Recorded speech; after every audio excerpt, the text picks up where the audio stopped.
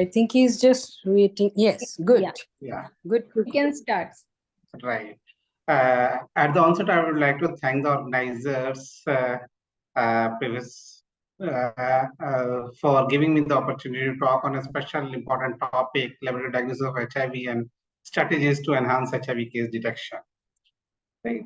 So usually, this is a very common question. Even laboratory diagnosis of HIV comes even for the UG level as well as to the PG level.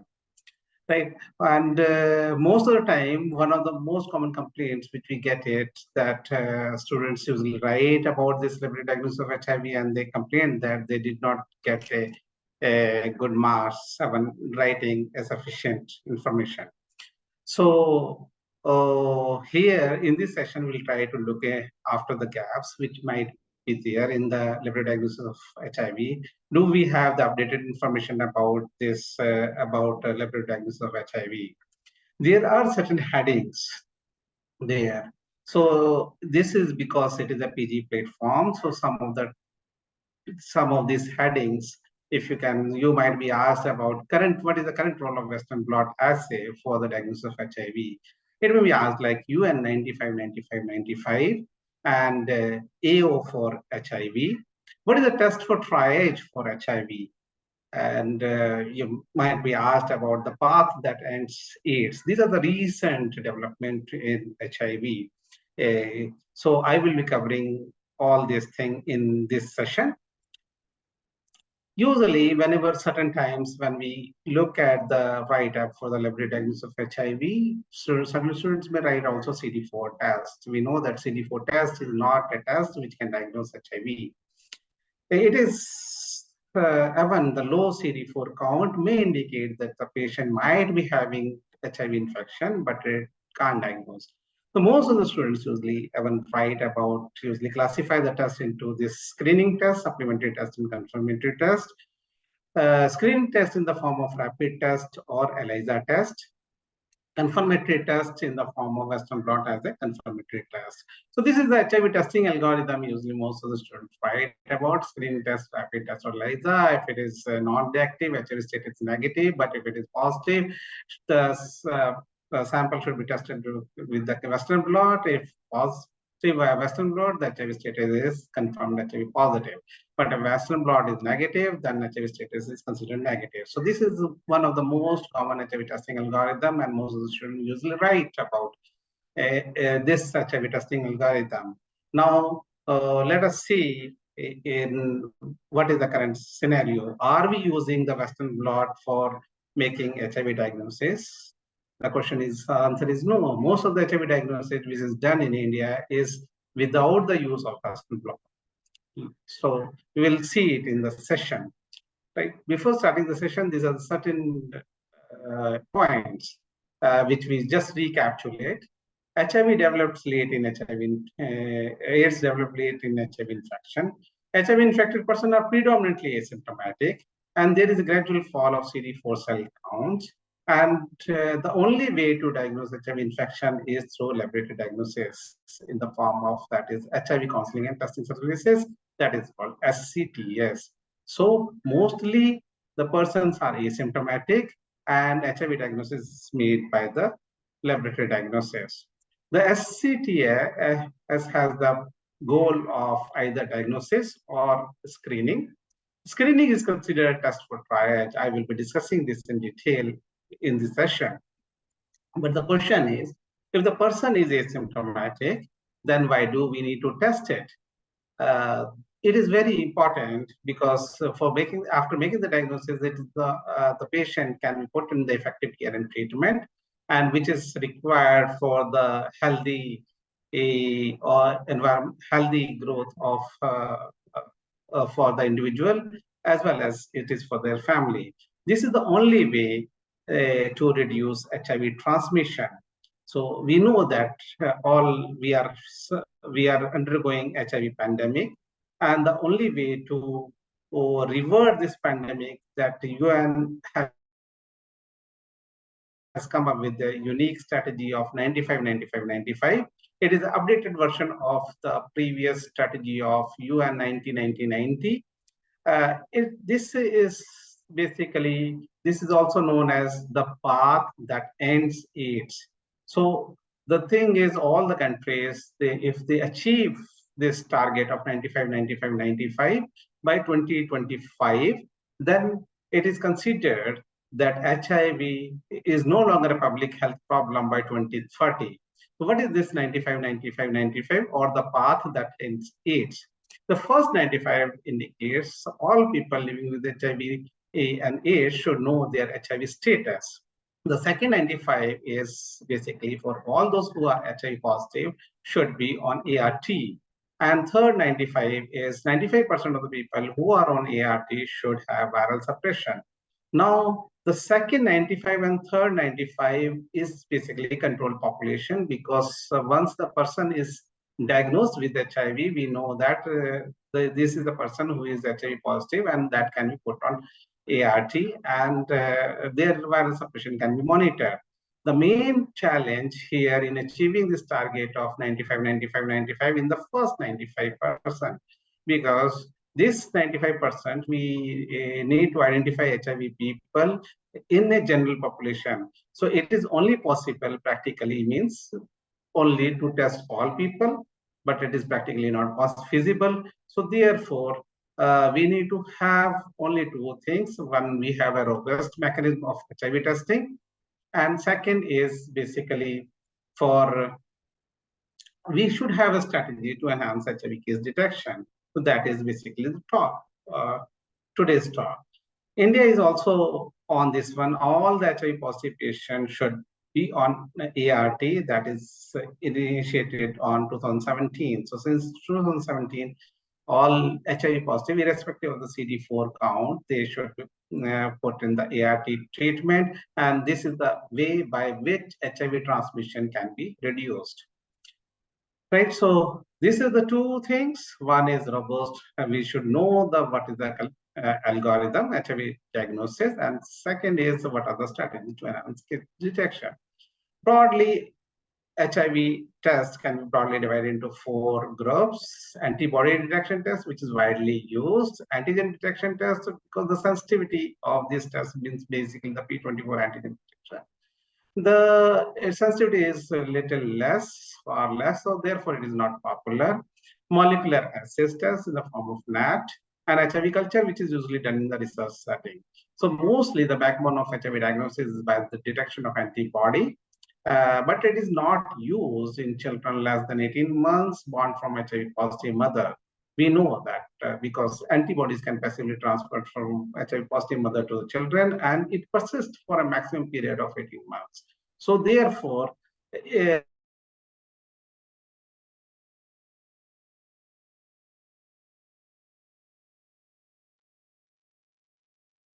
if we perform these children, in these cases, the assays are used for making on the antibody-based detection test, which is widely used. Now, there are a lot of tests, and they are based on different principles. In India, NACO is doing this program for HIV testing, and in WHO, so ideal test for HIV testing should have a sensitivity of 100% and specificity of 100%. But we know that there is no such ideal test which have a sensitivity of 100% and specificity of 100%.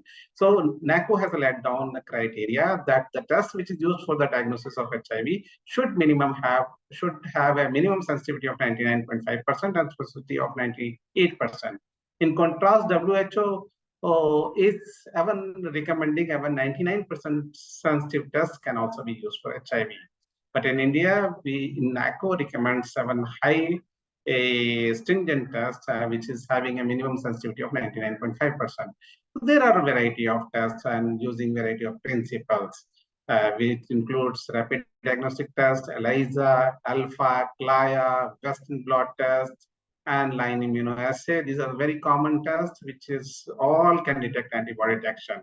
Now, rapid diagnostic test has a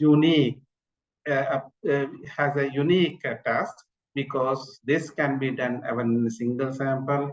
It can be done in a field condition, and the test results are very rapid. So this is because of all this feature, because it can be done in the field condition, and it gives a rapid diagnosis. So therefore, in resource-limited countries, even in India, the most common test which is used for making the HIV diagnosis is the rapid test. And these are other non-rapid tests are used for the other purposes. So basically, here this is a broad principle of antigen because it is in rapid. All this antigen antibody detection is basically done by the antigen antibody detection, and envelope antigen which is coated or fixed. The sample which contains the HIV antibody is from the antigen antibody complex, but there are various detection system. So the form of development of killer, which happens in the form of ELISA and the rapid test, or a detection system, if it uses the photons, it is the basic principles of the CLIA. If it detects fluorescence, it basically usually uses the principle of alpha. So here, just although all of you must be aware, just one schematic diagram. Left side, that sample contains HIV antibody or positive sample, and right side does not contain HIV antibody. So antigen which is fixed on the well, and here left side the antigen antibody complex.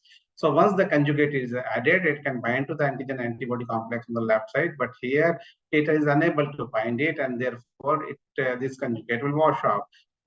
But here in the left side, because it binds to that one and does not wash off, so therefore it acts on the substrate and produces the color. So presence of the color will indicate the presence of antibody in the sample, and this is how HIV diagnosis is made in the system.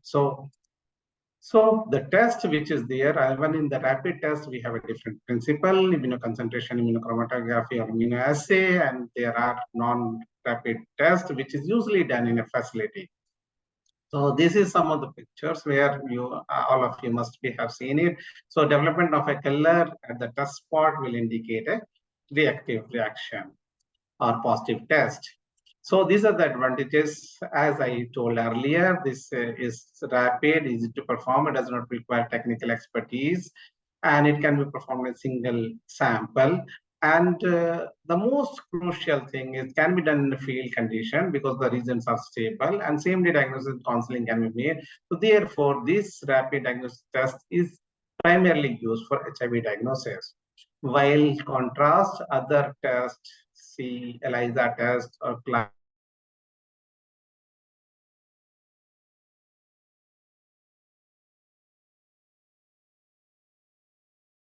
alpha, they require can laboratory setup. It can't be done. One question about the very generation of ELISAs. So the first generation which came is in 1985, which uses the virus to glycate antigen. Now the generation means there is an improvement in the ELISA, and improvement can be monitored by the detection in the window period. So the detection in the window period indirectly means the sensitivity of the test is increased, right? So improved. So therefore, in the first generation ELISA, which uses the virus crude lysate antigen, it has a window period of 45 to 60 days, and it detects only IgG antibodies. And thereafter, after 2 years, there is improvement in the ELISA. And in 1987, the antigen which were used is recombinant antigen or synthetic peptides. So because of the improvement in the antigen, it becomes much more specific, and the window period can be, we can see that one window, it becomes much more sensitive, and window period is reduced to 35 days. Then there is a further improvement in 1994 apart from the IgG antibodies, this can also detect IgM antibodies. So therefore, the window period, we know that IgM antibodies appear a little early, and therefore the window period is reduced to 20 to 25 days. And then in 1997, there's a fourth generation ELISA, which is apart from detecting the antibodies, it can also detect P24 antigen, and therefore the window period is reduced to 2 weeks. Now here, all the postgraduate students, it should be noted that the window period word should be used if the diagnosis is made by detecting antibodies. So it is the period between the exposure to the detection of detectable antibodies. So third generation ELISA, basically it can be used as a window period. But when the HIV diagnosis is made, which by using other thing other than antibody, just like antigen, P24 antigen or the nucleic acid, then it is not considered as window period. Then the term which is used is the eclipse period. So that is the difference between the window period and the eclipse period.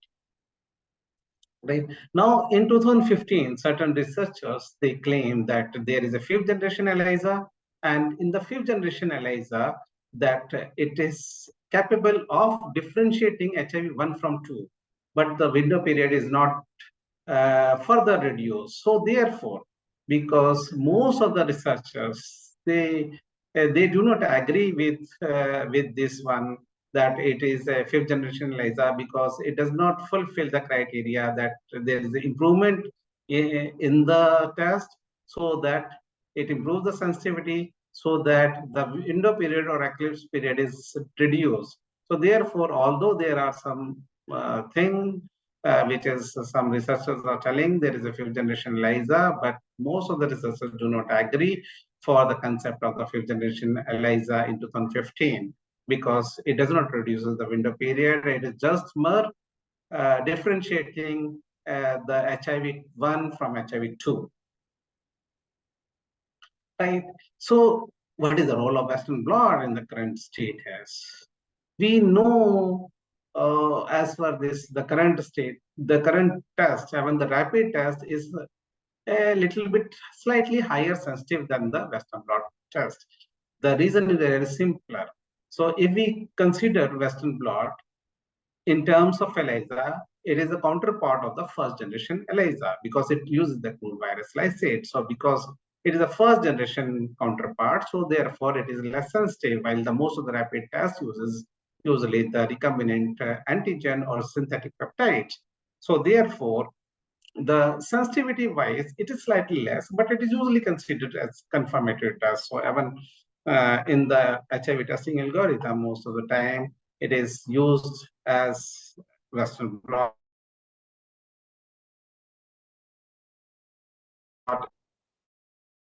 is used as a but is now if I say that it is nowadays it becomes less specific, then what is the reason behind it? Because now the later on, when it was realized, when the sample is HIV-2 samples are tested on Western blot, it failed to identify, misclassify HIV-2 samples as HIV-1 samples. So even the Western blot test, which is considered to be highly specific test, is loses its specificity.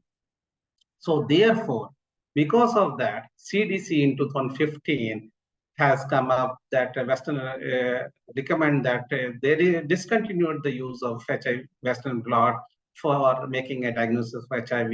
If you see that one, there are two reasons. One is it failed to detect acute HIV infection. It means it fails to detect early infection, so sensitivity is less. That is inherent. That is, we know that. But the most another important thing is it fails to classify HIV-2 infection correctly, classify HIV-2 infection. So it misclassifies as HIV-2 as HIV-1 infection. So therefore, they discontinued the use of Western blot for the HIV diagnosis in 2015.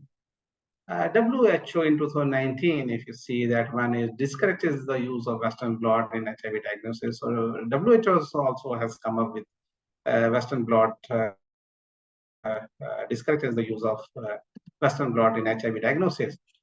Now in India, we will also get it, although in most of the tests for HIV diagnosis it's not used, but currently Western blot is used at the level of NRL and Apex labs. Probably maybe in upcoming years, it may be possible that in India also Western blot test may not be used. Practically, I have not come across a case in last 10 years that Western blot is able to further use, meet any further use in making a diagnosis. Usually, whenever we got a discordant result, if we perform the Western blot on the discordant sample, means indeterminate sample, so we still get the indeterminate result. So therefore, actually, Western blot is failed to identify or they fail to add up any value in HIV diagnosis. Now, HIV positive has medical, social, and psychological impact, and therefore it is every effort is to make that HIV false positive report should not be released, and it should be zero misdiagnosis. If you perform one test, HIV test on one sample, then it might, although chances is less, maybe less than 1%, but there may be certain remote possibility that it may give rise to reactive reaction, and usually happens in this situation in the case of multiple pregnancies, multiple transfusion, hepatitis, autoimmune diseases, or chronic alcoholics. False negative result may happen in case of mostly because of technical error. Maybe the sample is not added to the kit, or maybe the kit may be defective. But even if the patient is on ART, then if the test is performed, it might give rise to false negative results. So therefore, it is always recommended that if the patient is on ART, then the HIV testing should not be performed because it may give rise to false negative results. So I just go through the WHO HIV testing algorithm, which is used for making the diagnosis, right? So there are before 2019, there were WHO recommends usually two testing algorithms, one for the high prevalence states where the HIV prevalence is more than 5%, and one for the low prevalence state where the HIV prevalence is less than 5%. In the low prevalence state, even two tests, which is considered as A1 or A2, two different assays. If both assays came out to be positive, the HIV status is considered positive, but in low prevalence state, usually the three tests is required. This algorithm is, the basis of this algorithm is that after the algorithm, the positive predictive value of the whole algorithm should be more than 99%. Right? But in 2019, the WHO abolished this high prevalence HIV testing algorithm. WHO only recommends this low prevalence algorithm, and positive results should be released if the sample is positive by three different assays, A1, A2, A3, which is having either different antigen or different principle. So in 2019, WHO abolished this high prevalence algorithm. Right now, testing strategy is basically there are conducting a sequence of tests to achieve a specific objective. So objective could be diagnostic or screening. So here we are talking about the diagnostic strategy, and for that strategy, if the combination and sequence of specific assay populated into this testing strategy becomes the testing algorithm.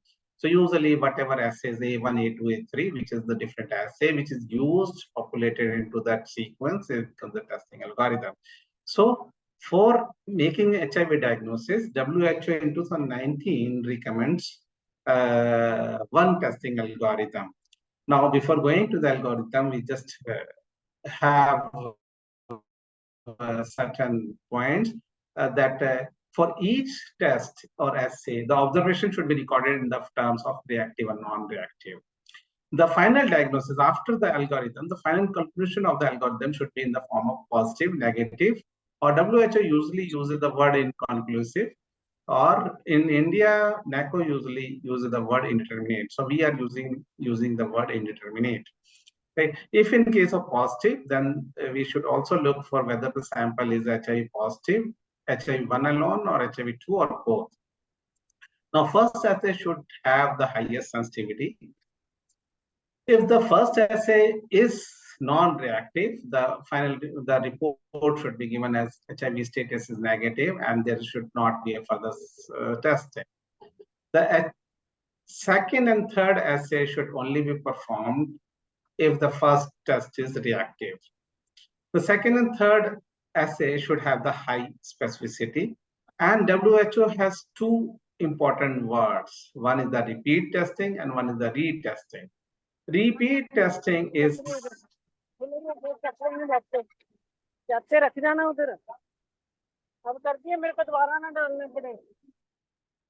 hello. Okay. The repeat testing is usually done in this situation if the A1 is reactive and A2 is non-reactive. And retesting is done in case of discordant results. So repeat testing, the objective is to test the same sample with A1 again to check for the technical errors. Right? So this and retesting is done whenever the some assay is positive and it is not because of technical error. So HIV status at that position is that point of time is could not be determined, and therefore inconclusive report is released, or in India indeterminate report is released, and retesting means the person is asked to come after 14 days and a fresh sample is collected and the whole HIV testing algorithm is performed. So that is called retesting. Right? So this is the WHO testing algorithm. So the sample, the serum sample is tested with the first assay A1. If it is non-reactive, HIV status is negative, and no further testing. If A1 is reactive, then A2 is performed. And if A2 is negative, then it means that there is basically the repeat A1, that is the repeat testing. So if a repeat testing A1 turns out to be a non-reactive, then the HIV status is negative. But if A1 remains as a reactive, then it is indicates that it is not a technical error. So it is a discordant result between the two assay, and therefore the report is inconclusive, and repeat testing is advised. Now, in case of A2 is reactive, then A3 is also performed. And once A3 is also reactive, all three assays is positive, reactive. So therefore HIV status is positive.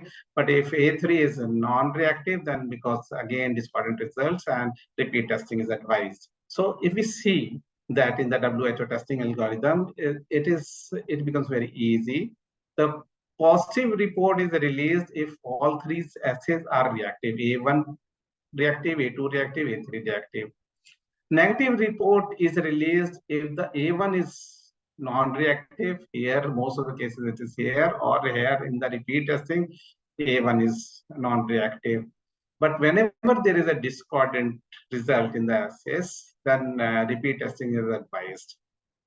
So this is what is the WHO testing algorithm. Now there, the repeat testing, this is in the words here. Basically the same sample, it is done in the situation A1 reactive, A2 non-reactive. In that situation, repeat testing is done for the A1. Here the purpose is to check the technical error in while testing the A1, right? While whenever there is a discordance of the HIV result, then between the different assays, then the HIV status could not be determined at that point, and therefore to determine the HIV status of the person, then repeat retesting is advised, which is a fresh sample is collected after 14 days and performing going through the whole HIV testing algorithm. Right. WHO also recommends retesting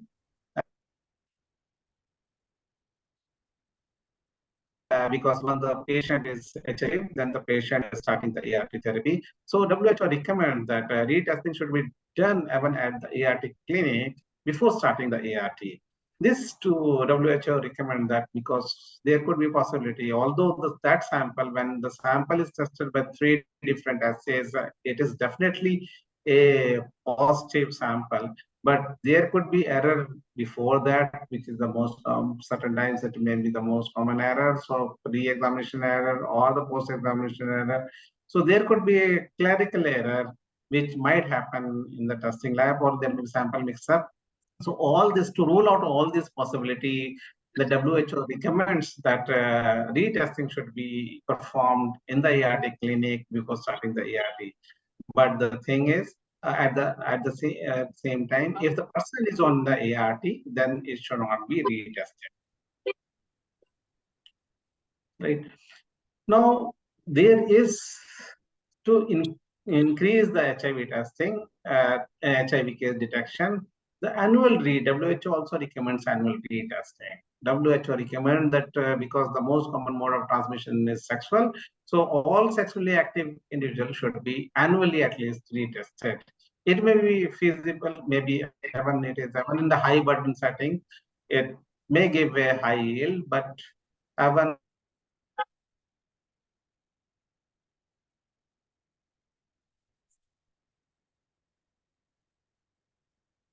it is practically the high risk individual or high risk population, which may include female sex workers, intravenous drug users, or people in prisons, or seronegative partner in discordant couple, or long distance truck drivers. So these are all, we know that these are all the high risk people or high risk population, where at least say we know this population, then in this population annual retesting is done. If annual retesting will pick up the early HIV positive cases. Now, we have already gone through the WHO testing algorithm. We'll just see that how it is our NACO HIV testing algorithm, how it is, how does it matches with our testing algorithm.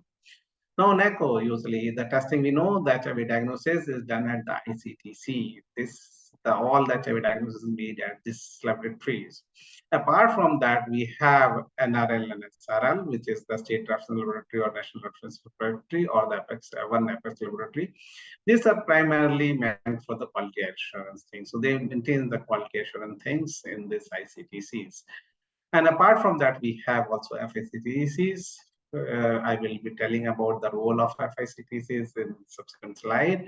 But as WHO, some of this thing is NACO usually does not recommend the concept of repeat testing. So that repeat testing is not there. And the retesting at ART, probably we might have a very good quality assurance thing. So therefore, the retesting is also not done at the ART clinic. So usually there are different four strategies. Strategy one usually for screening, 2A for surveillance, 2B for making a diagnosis in clinically symptomatic individuals, and strategy three for diagnosis of clinically asymptomatic individuals. Now, if we look at that one, this 2B strategy is basically adapted from WHO. The WHO in 2019. Before that, 2019, the WHO usually have two strategies: one for high prevalence state and one for the low prevalence state. So these are the two strategies, and WHO usually uses these two strategies. One high prevalence state is adapted for the clinically symptomatic individuals, and low prevalence state is basically for the clinically asymptomatic individuals in the form of strategy 3. But now the WHO in 2019 abolished this high prevalence algorithm. And in practical also, if we look at in India, in our this thing, usually the clinically symptomatic people are very far less. And even if we perform in those cases, if we perform strategy 3, we will get the same result. So even this strategy 2B is very uncommonly used. So mostly ICTC uses the strategy 3, which is diagnosis of clinically asymptomatic individuals. And WHO only also, after 2019, only recommends the use of this strategy. Now, if you look at the NACO strategy, this is similar to the WHO testing algorithm. This A1, if it is performed, it is a no further testing is done. HIV status is reported as a negative. If A1 is reactive, then A2 is assay is performed. And if A2 is reactive, if we look at this arm of is similar to the WHO testing algorithm. But the question comes is here, this arm, because here WHO recommends repeat testing. So WHO recommends repeat testing by A1, but this is not in the case in India or by the NACO. Here it is, we proceeded with the A3, and ultimately if we look at the result, mostly the outcome is predominantly indeterminate result. So even if we look at this thing, even WHO testing algorithm, or ultimately the result may be the same, but apparently the WHO testing algorithm, which is the in 2019 when which looks much more logical. So it may be possible that in subsequent years, probably the NACO may revise this testing algorithm and may adapt it to the WHO testing algorithm. Now to enhance then, because in ICTC, when any person is diagnosed as positive result and positive result when the sample is tested by 3 different assays, and all these 3 different assays are rapid tests, and it gives rise to reactive result, the HIV status is positive. So in ICTC, every effort is to identify or to check the status of the partner. So there are 3 ways, strategies. One is the patient referral, or also known as passive referral. Here, the client is asked to bring the partner for HIV testing. This is called patient referral. The second is enhanced patient referral. Here, the client is given the testing material or some brochures related to HIV so that he or she can able to reveal the HIV status to the partner and brings the partner for HIV testing. That is called enhanced patient referral. In both the cases, provider or the counselor does not take any active role. Now, the third one is known as the provider-assisted referral or assisted partner notification. Here, the provider or the counselor plays an active role. It is again of 3 types: contract referral, provider referral, or dual referral. In contract referral, basically, it is just like a passive referral. Passive referral, when the client says that he or she will able to bring the partner, then a time is usually set up, as say, for example, 7 days. So suppose if the client fails to bring the partner within that designated time, then that is called the contract time, then the provider or the counselor can contact the partner and encourage them for HIV testing. That is called contract referral. The provider referral is basically with the consent of the client, the provider contacts the partner for HIV testing. Dual referral is basically the client brings the partner, and basically the provider reveals the status of the HIV of the client in the presence of the client to the partner. So that is called the dual referral. Now, this is the one of the very important strategy to enhance the HIV case detection. It can be also now, WHO also recommends, and even NACO is also working on this aspect and encouraging that rather than only testing the partner, they should be tested. All family members should be tested. So testing of all family members can be another strategy to enhance the case detection. The another strategy could be social network based HIV testing. Basically, if any client is supposed to comes out to be positive in ICTC, and it turns out to be supposed for intra-ID user. So because it is not one, it is a social network. He or she might be using it, doing this activity with many people. So in this one, that all the individuals are invited, and they should be informed. They should be given information of testing. This is called the social network. It is the extension of the partner testing. So it is called the social network based HIV testing. It is another strategy which can enhance the HIV case detection. So this is all about the facility, ICTC facility. Now we'll go to the strategy for HIV screening testing, which is another strategy which can enhance HIV detection in a population. Usually here, the screening test is usually considered as A0 assay. That is the A0, which can be either rapid or ELISA.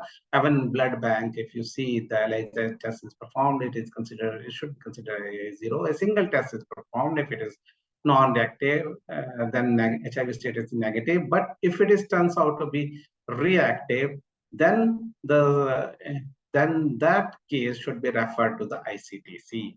So it is considered, the screening test is considered A0 assay, and it is also known as test for triage. Right? In ICTC, basically A1, A2, 3 it will be performed, and if all three are reactive, then the positive result is released.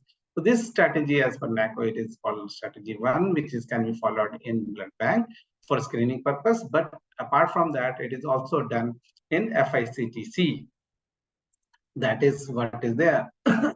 So FICTC, that is called the facility-based HIV testing. So A0 test, which is basically the screening test,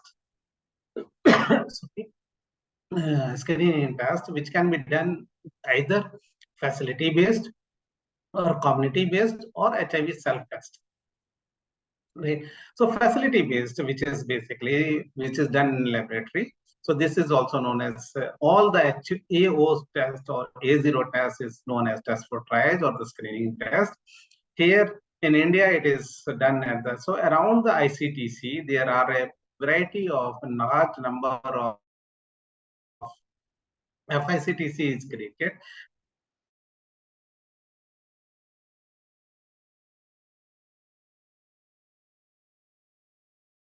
They can, their job and for confirmation of the HIV status. So this is the facility-based HIV screening services, which is already there in India in the form of FICTCs. Right. So this increases the HIV case detection because without burdening the load onto the SITC, because there are number of tests, number of FICTCs, which is usually created around the ICTCs. The WHO recommends that facility-based can also be done, suppose in a hospital. So all the patient who are coming to the hospital, they are making the registration, the OPD card or the IP card in patient card. So similar to the card, all patients should be screened for HIV. So as per WHO, it is acceptable to both clients and providers. It reduces barriers such as stigma and discrimination. But still, it is not a feasible strategy in low prevalence setting, because usually testing all people will detect only a few cases. So another strategy is, at least not, if not all the patients, then certain clinics, WHO recommend that these are the 5 clinics, all patients which who are attending in this clinic should be screened for HIV, which includes STI clinic, hepatitis clinic, tuberculosis clinic, malnutrition clinic, or ANC. In India, we are following 100% for the ANC clinic, that all the pregnant women is screened for HIV. But for other places, if it is positive, then only they will be tested for HIV. Right, but maybe in future, probably the NACO may also insist that all these clinics, all the patients who are coming to this clinic should also be tested for HIV. Right, so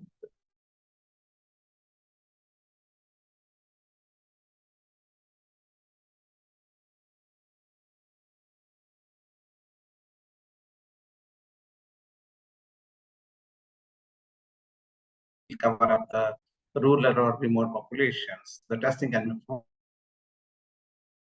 found in this population.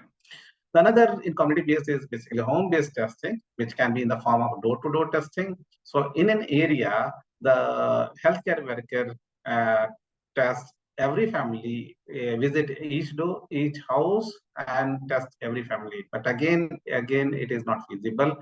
So the other way of doing home-based testing is, if the index case is identified in ICTC, then the healthcare person can visit that house and can test all family members of that index case. That is again a community-based HIV screening, and it will increase the HIV case detection. The third way is workplace STS. Workplace STS is basically the employer may have the policy that all the employee of that place should be screened for HIV. So that is also WHO has this thing. Although here in India, primarily we are using primarily the mobile or outreach STS. That is the camps. Usually the NACO usually facilitates camp. This is the way by which the community-based HIV screening is performed in India. Now, another thing which is very promising, which is coming up, is the HIV self-testing. So HIV self-testing, where the person can perform the test by himself or herself using a specimen like saliva or blood. So even the kits are now available for saliva also, where saliva sample can be taken, or even blood also can be used to perform a rapid test, and the result can be interpreted. So this is another unique strategy, because HIV is usually concentrated in high-risk population, where usually they do not come for HIV testing. So if this HIV self-testing is introduced, it will increase the HIV case detection in the population.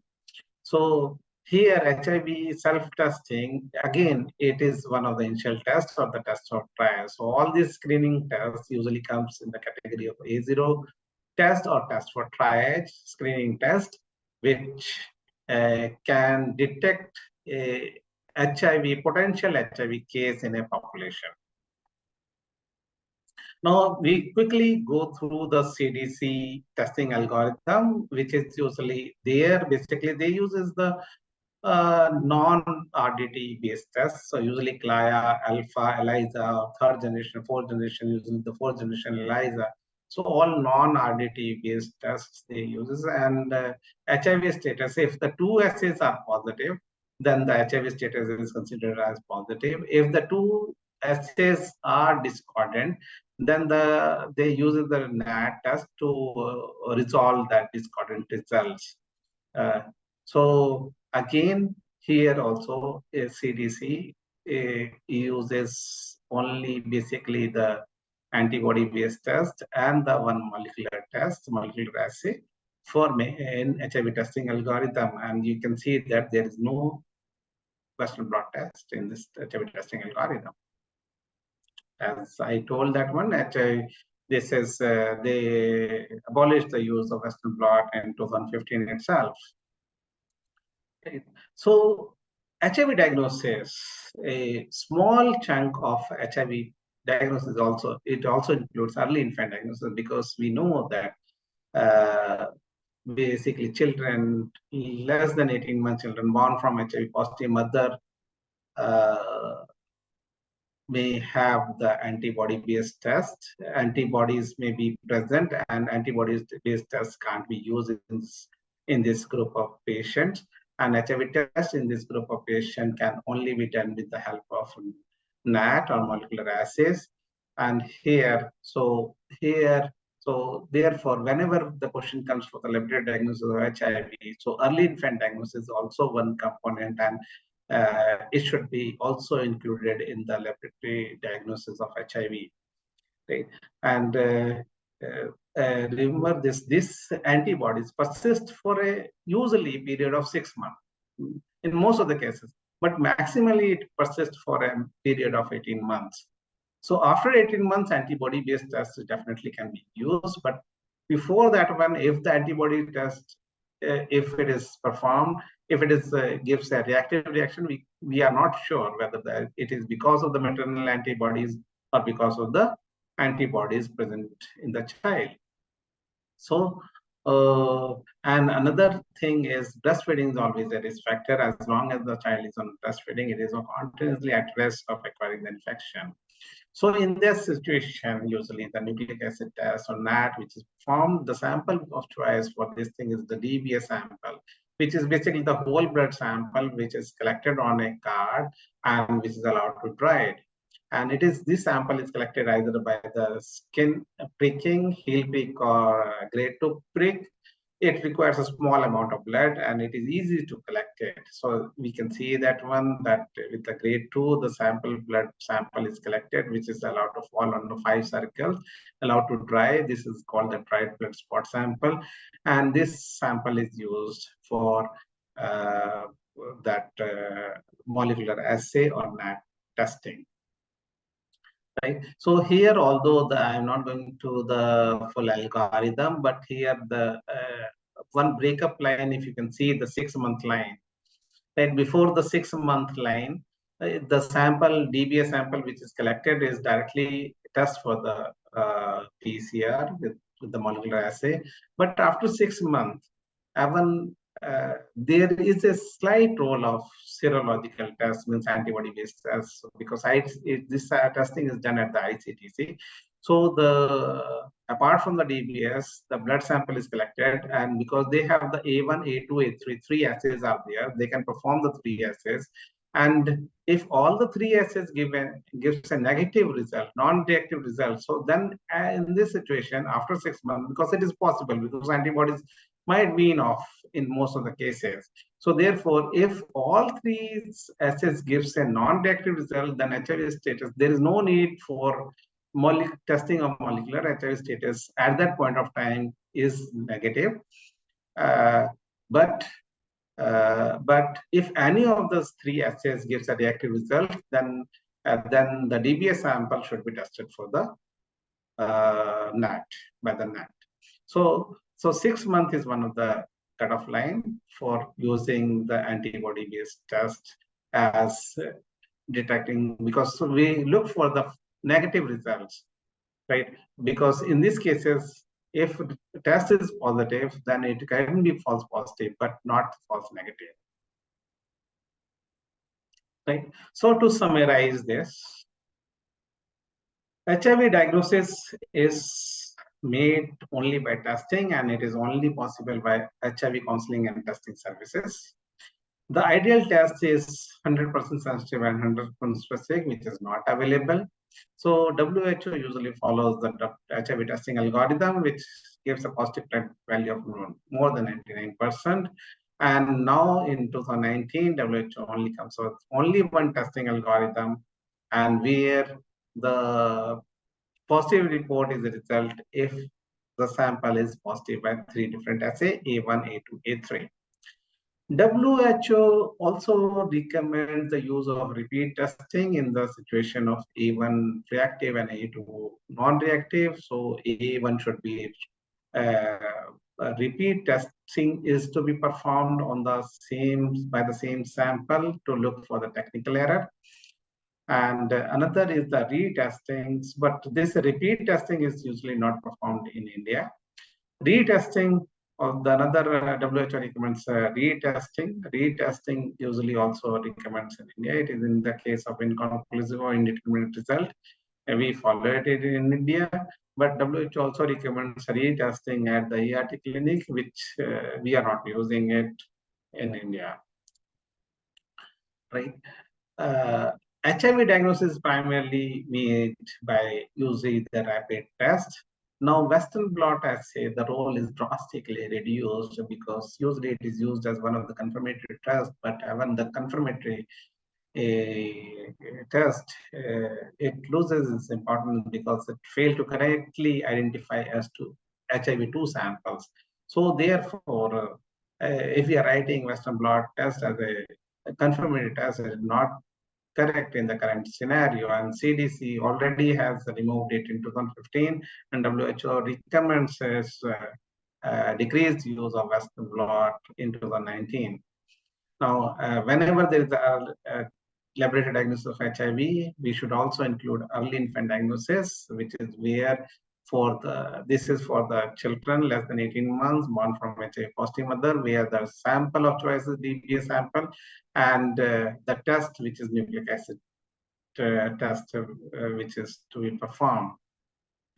Now, apart from this thing, we also need to enhance case detection, which is the A0 test or the test of triage, which can be done at the FICTC level, because these are the facility-based ICTCs, which is around it, which can do only a one test and can identify the cases.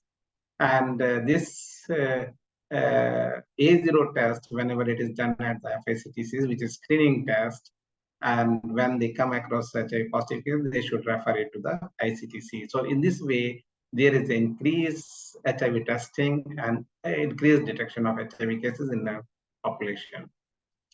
Now, another way of enhancing case detection is the partner testing, because there is a higher partner is always at a higher risk when the person is HIV positive. So partner testing or testing of all family members should be encouraged. And there is also another strategy of social network based HIV testing. Now, the screening test, there are three strategies: facility based, which is already covered in the form of FSCTCs, which we are doing it, and ECHO also following it up. And this is the way it detects the increased number of cases. And based on the community based, basically in the form of camps and HIV self testing, although it is not yet started in India, but it may be possible that soon it will be implemented in India. And it is a unique tool to enhance the HIV case detection. Remember that HIV is highly concentrated in some hidden population, or this thing which is difficult to they usually does not come for HIV testing, and therefore it is very difficult to achieve the first 95, and therefore we could not able to revert it. So the only way is we need to use some of the strategies so that we can achieve the difficult part of the first UN95, and we can target this high risk population in the form of FSW, MSMI, intermittent users, transgenders, or long distance truck drivers, or people in prisons. So this is there, and with that one, thank you very much for patient listening. So thank you, sir. Thank you for such a detailed discussion on various strategies, the algorithms, various procedures, their protocols, as well as their pros and cons. I'm very sure it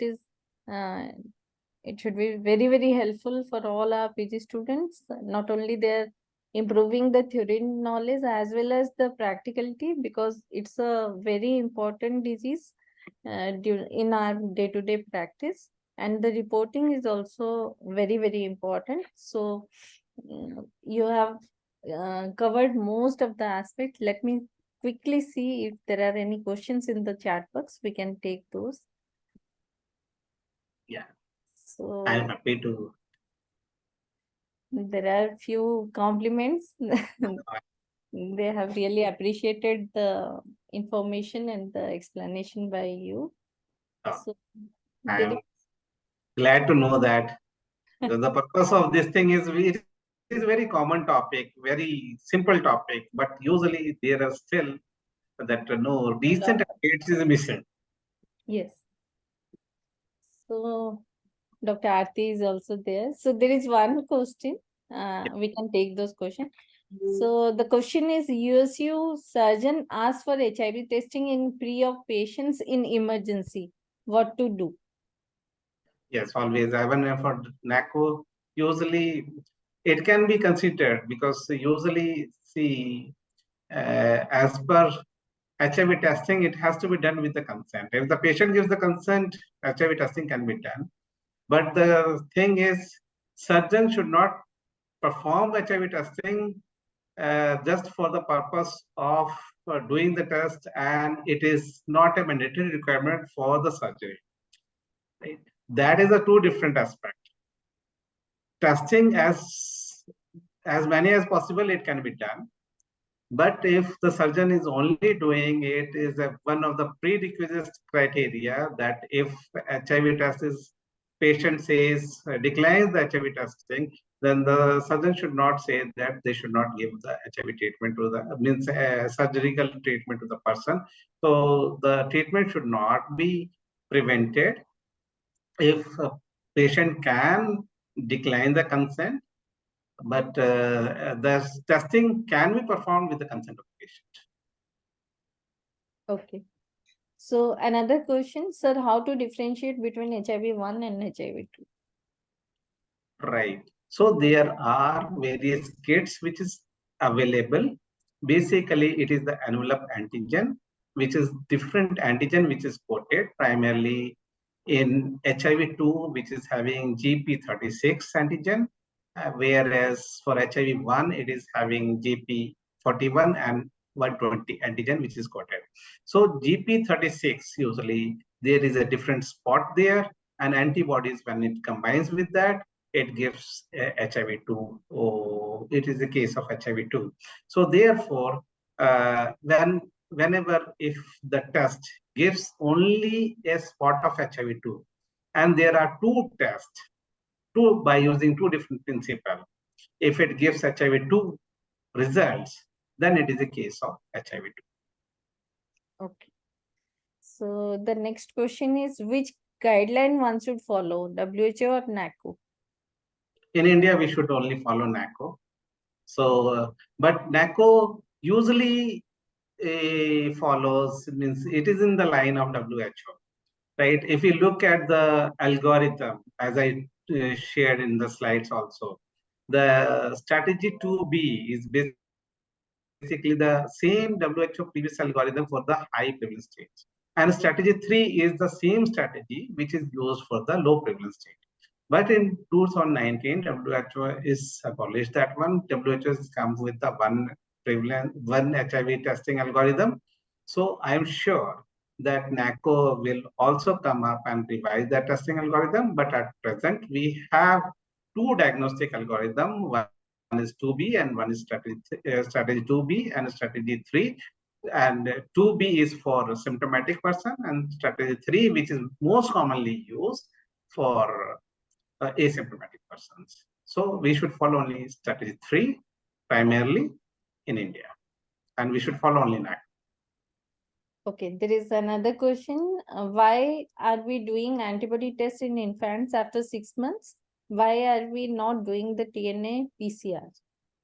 No, it is not that one. We are not doing the DNA PCR. That molecular assay NAT is performed, but usually the problem of usually antibody-based test is available at the level of ICTCs. And after 6 months, usually most of the cases, 90% of the cases, maybe the antibody wanes off. So if you perform the antibody-based test, which is easily available at the ICTC level, and all the assays give a non-reactive result, then there is no need to test, because there is no question of false negativity. The question is for the false positivity. So if all the three assays give a negative result, the HIV status of the child at that point of time is negative. So HIV status is negative at that time, and there is no need to test for the NAT or the PCR. But if any of these assays gives a positive result, then that the HIV status can only be confirmed by using the PCR or NAT. So I have a question here. So what is the role of P24 antigen detection in infant?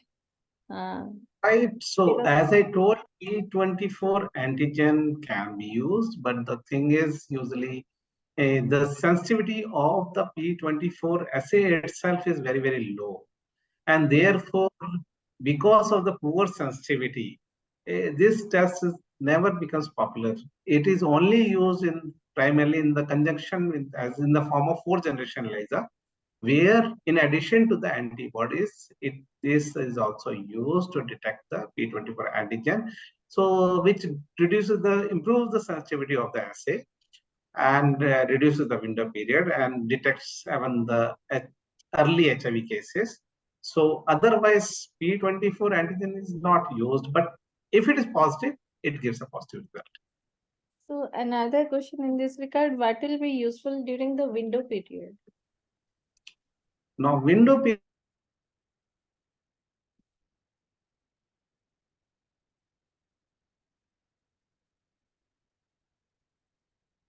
is usually an inoculation period.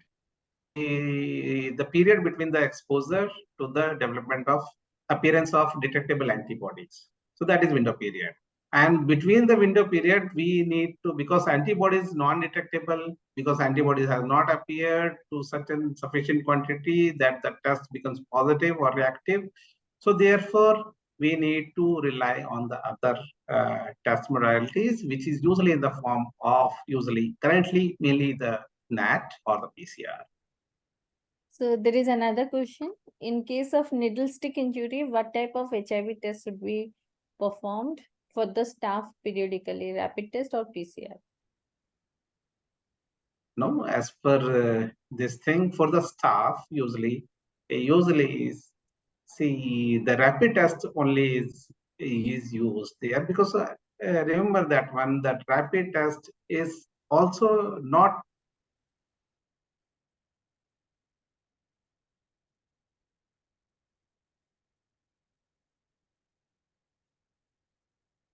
very best state, because usually, so even the test, and basically the staff who got the needle stick injury should be tested for the rapid test to know the HIV status at that point of time, and for the seroconversion later on.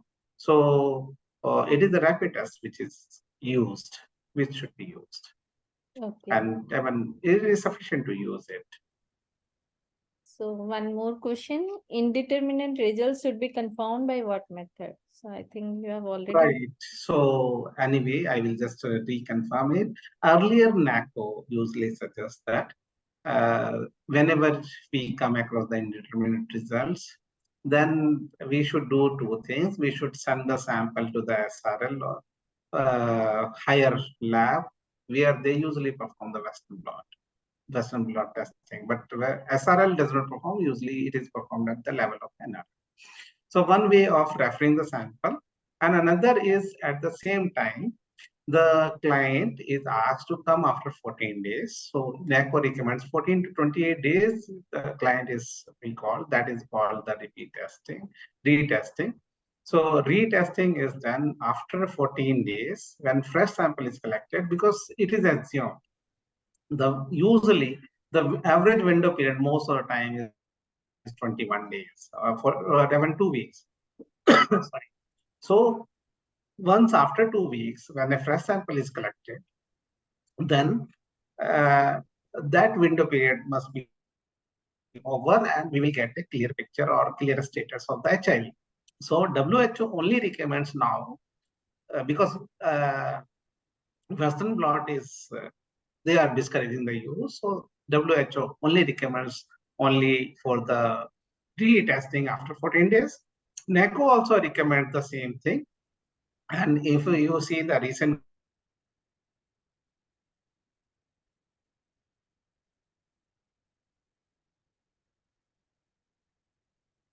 guideline, there is only that option of, they have not abolished it. Western blot usually done at the higher laboratories, but actually during my, I think I have already gone through, means usually looking for the ICTC SRL lab for the last 14 years. I have not come across any indeterminate case, because certain indeterminate cases I have come across where the result is resolved by the ways of Western blot. So it is only resolved by repeat retesting after collecting a fresh sample after 14 days. WHO also and NACO both recommend the same. Okay. So I think we have completed all the questions. Ma'am, Professor Aarti Kapil ma'am, would you like to? Yes, I must congratulate Dr. Rakesh. Very well presented. I think for some time we had written off HIV. We thought iska to ab sab aa gaya, and it has not been discussed for a long time. And that is why probably in my memory of this PG Masterclass, I think maximum questions, Dr. Rakesh, you have got. And very well, it was conducted. Thank you so much for being here, and thank you, Dr. Sarita. And again, once again, thank you all the participants. We can, I think now. Yeah. Thank you, Dr. Rakesh. Thank you, ma'am. Thank you. All. Thank you, ma'am, and thank you, Dr. Sarita. And I hope that now all the participants, if they are asked about A0 assay or test for triage or the path that ends AIDS, so they should be able to write about it. And very important, UN 95, 95, 95. That is the that is there. So all we should able to answer it. So thank you very much for giving me these opportunities, for sharing this information to all the students. Thank you. Thank you. We look forward to more participation and more knowledge distribution. Thank you all. Thank you. Thank you, ma'am. Thank you. Thank Now we can conclude the meeting. Thank you.